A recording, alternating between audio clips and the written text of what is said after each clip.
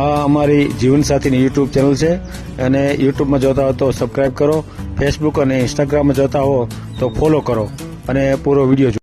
એની મોસમ આવે છે, જો હરકો ભાગ થઈ જાય તો 15-20 હજાર આવે જ મોસમ એની. હા, એટલે હું એમ પૂછું, તમે જુદો જુદો જવાબ દો છે. હા, ના ચોથો ભાગ આવે છે, બરાબર. ચોથો ભાગ અમારે છે અહીંયા જમીન એમ ભાગ મોસાજી થાય ને માંડવી, એટલે એના 20,000 આવે એમ.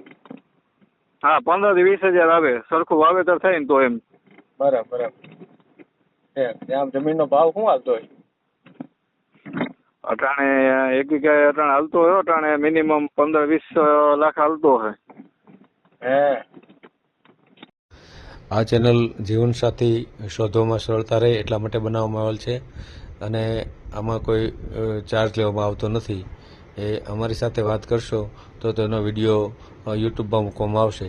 આ ચેનલમાંથી ક્યારેય વિડીયો આપણે ડિલીટ કરતા નથી અને જો ફરજ પડે તો કોઈ પણ શૈક્ષણિક સંસ્થા હોય, વૃદ્ધાશ્રમ હોય અથવા અનાથાશ્રમ હોય એમાં 5,000 રૂપિયા ભરશો તો વિડીયો ડિલીટ કરવામાં આવશે. તમે જે વિગતો જાહેર કરો છો, મિલકત, પૈસા વગેરે, તો એની જવાબદારી તમારી છે. તમે નામ, નંબર, ફોટા, વિડીયો વગેરે જાહેર કરો છો એની જવાબદારી પણ તમારી છે અને છેતરપિંડીથી સાવધાન રહેવું.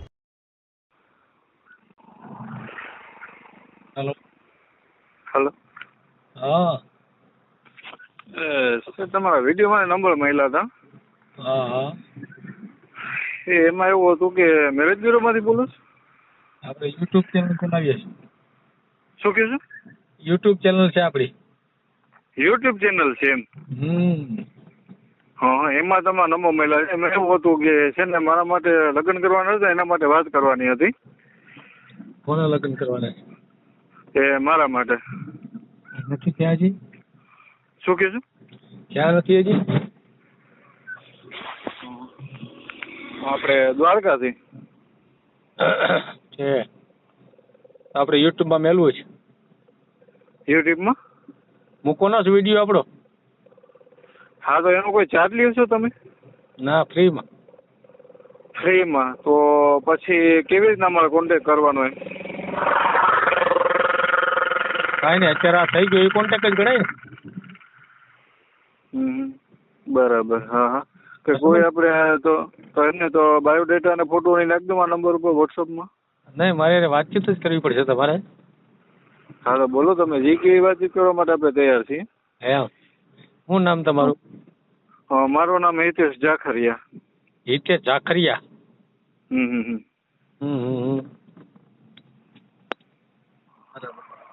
રહેવાનું ક્યાં તમારું? અમારે રહેવાનું મીઠાપુર, દેવભૂમિ દ્વારકાની બાજુમાં. મીઠાપુર. હા.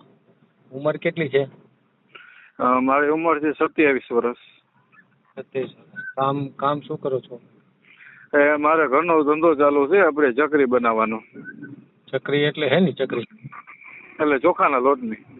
ચોખાના લોટની ચકરી બનાવવાનું ઘરે બનાવો છો? હા, ઘરે બનાવીને વેચવા જવાનું ફેરીમાં એમ.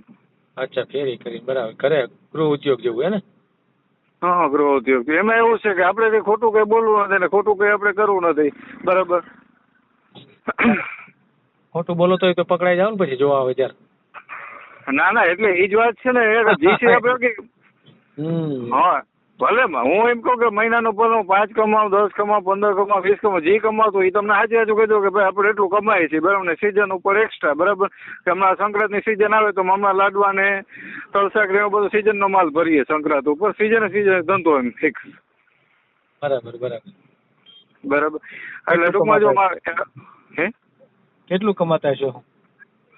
એટલે મહિનાનું કે વાર્ષિકનું? મહિનાનું કે ને પછી વર્ષ તો કે મેળા આવી જાય. હા, એટલે જો મહિનાનો અટાણે 12 થી 15 હજારની વચ્ચે. 12 કે 15 હજાર, બરાબર. પરિવારમાં કોણ કોણ? પરિવારમાં અમે 4 જણા.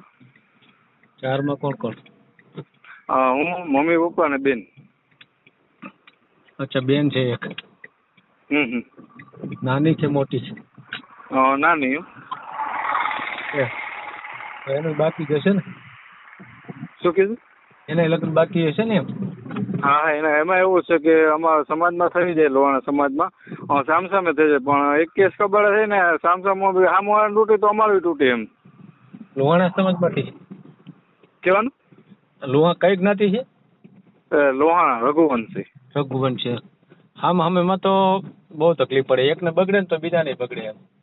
એટલે અમે બી છે કે કોઈ ગામડાની છોકરી હોય ને બરાબર, આપણે ગરીબ ઘરની લોકોને, એટલે અમારે ખેતીવાડી છે પણ ભાઈઓના ભાગમાં છે. આપણે દ્વારકાની બાજુમાં આશરે 20 કિલોમીટર ને આશરે થાય છે ધાંસોલ ગામ. અહીંયા ખેતીવાડી છે 15 વીઘા. હે તમારી પોતાની છે? શું કહેશો? 15 વીઘા પોતા ઓછું આપણો તમે કે અવાજ નથી આવતો? હા એક જ મિનિટ. હા એમ કહું છું 15 વીઘા છે, 15 વીઘા એમ. એમને હું બોલું ત્યારે તમને અવાજ આવે છે કે નથી આવતો પૂરેપૂરો? હા આવે છે બોલો બોલો. હા મેં કીધું વારંવાર તમે રિપીટ કરી રાખો એટલે કહું છું. ના પવન નું હોય ને એટલે જરાક અવાજ કપાતો છે એમ. એટલે જાહેર રોડ ઉપર ઉભા છો? હા એ બરાબર. 15 વીઘા જમીન છે કોની છે? એ આમ બે ભાઈઓના ભાગમાં. એટલે તમારા 7.5 વીઘા આવે ને તમારા ખાતે? બરાબર. એ કોણ વાવે છે? કોણ અત્યારે? એ તો અહીંયા બાજુવાળો ખેડૂત જ વાવે છે બરાબર. એ ભાગમાં અમે દઈ દઈએ છીએ પણ વાવેતર બધું એ જ કરે છે એમ. હે જમીન અમારા નામે છે, બે ભાઈઓના નામે. પણ એમાં એવું છે કે જે મારા મોટા બાપુ છે ને એ રીએ જટાણ સુરત બરાબર, અને અમે અહીંયા મીઠાપુરમાં રહીએ છીએ બરાબર. એટલે બધું વાવેતર એ મારા મોટા બાપુ છે ને એને જ કરવા આપે છે એમ. હું ઉપજ શું લઈશ? શું કે છે? ઉપજ વાવેતર શું કરો છે એમ? વાવેતર માંડવી ને તલ ને એવું થાય છે એમ. કેટલી ઉપજ આવી હતી આ વખતે? શું કીધું? અરે યાર તમે સમજો છો કે સાંભળો છો કે નથી સાંભળતા કઈ? દરેક વાત તમે 2 વાર પૂછું છું. હા બોલો. હા તો એક જગ્યાએ ઉભા રહીને કઈક વ્યવસ્થિત વાત કરો ને. હમણાં બરાબર અવાજ આવે છે મારો? હા આવે બોલો. હા તમે એમાં હું ઉપજ કેટલા રૂપિયા લીધી એમ પૂછું છું. કેટલા રૂપિયા લીધી એમ? એટલે ખેતીવાડી નું કયો ને? હા ખેતીવાડી નું. હા પણ એ તો વર્ષો થયા છે, વર્ષોના વર્ષો વીતી ગયા એને. એટલે મારા દાદા વખતે એનું છે પણ મારા દાદા ગુજરી ગયા ઘણા વર્ષ થયા એમ. હા એ વખતે એની જમીન છે એમ.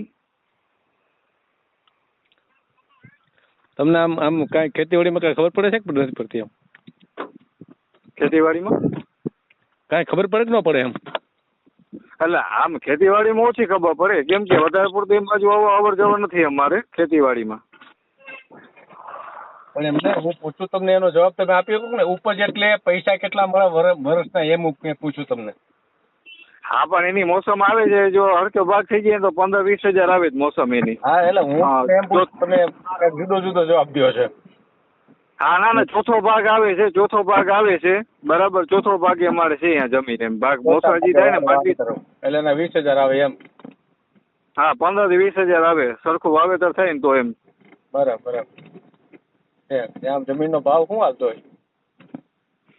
અટાણે એક વીઘા અટાણે હાલતો હોય અટાણે મિનિમમ 15-20 લાખ હાલતો હોય. રોડ કાંઠે રોડ કાંઠાની છે કે અંદરની છે? દ્વારકાની બાજુમાં આશરે 20 કિલોમીટરની આશરે થાય ગામડું ધાંસલવેલ.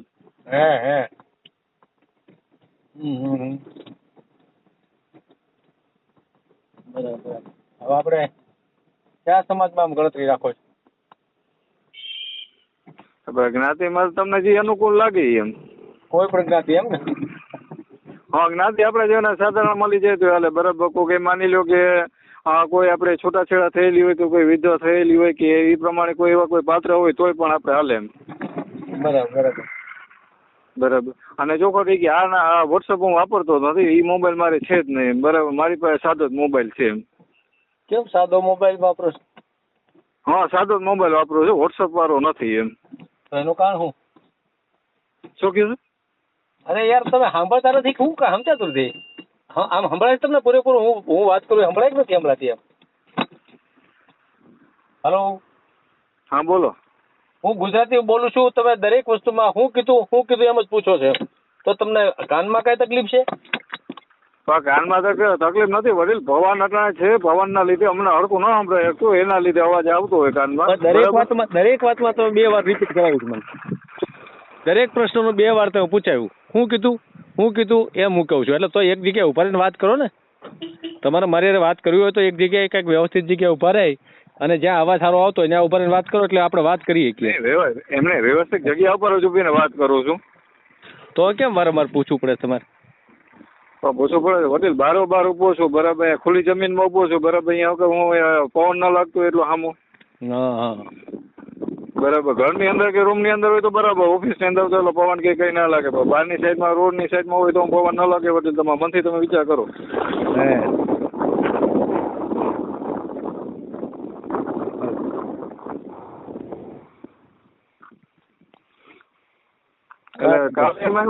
કાલે ના આ નંબર પર ફોન કરતો, પણ કાલે આ નંબર પર ફોન નતો લાગતો. કાલે હાનના ટ્રાય કરતો હતો, ફોન નતો લાગતો એમ. હા, તો કામમાં આવું તો નવું પડ્યો એવું બન્યું થયું. તો પછી મેં કીધું હવે સવારે વાત કરીશ. મેં કીધું હવે કઈ રીતના છે, શું છે, કઈ ફી બી ભરવાની છે નથી કે કઈ રીતના છે, મેં સવારે પછી બધી વાતચીત કરી લઈશ એમ. હા ના ફી બી તો કઈ ભરવાની છે નહીં, બરાબર ને? કાંઈ નહીં, આપણે તમારો તો ફોટો તમે કેવી રીતે મોકલશો?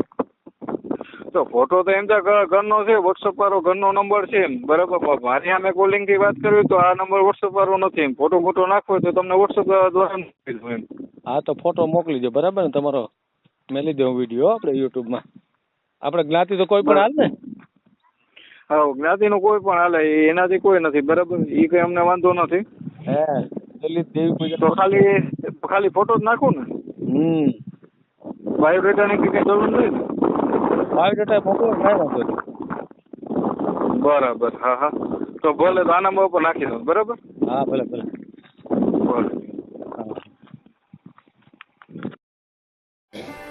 આ જીવનસાથીની યુટ્યુબ ચેનલ છે, એને સબસ્ક્રાઈબ ન કરી તો સબસ્ક્રાઈબ કરો.